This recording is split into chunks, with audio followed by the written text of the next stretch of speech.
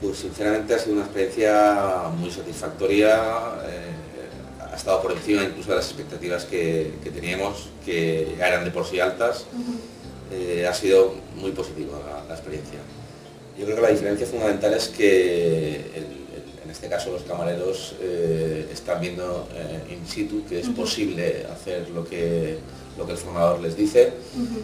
No es una cuestión teórica, están viendo que de verdad se puede hacer y se implican mucho más los comerciales o en este caso los camareros. Sin duda, nosotros hemos notado que el cliente se va mucho más satisfecho cuando tiene una experiencia de venta, cuando la persona que la atiende de verdad sabe lo que está haciendo y enfoca la venta hacia donde quiere. El cliente lo nota enseguida.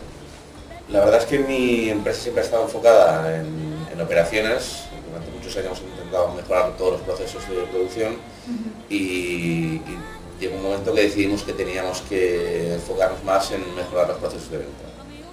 Y la verdad es que lo hemos notado muchísimo a la hora de facturar, a la hora de vender, incluso en márgenes, el ticket medio lo hemos notado muchísimo, sin dudarlo, lo recomendé a mi empresa y se lo recomendaría a cualquiera que utilizara este sistema.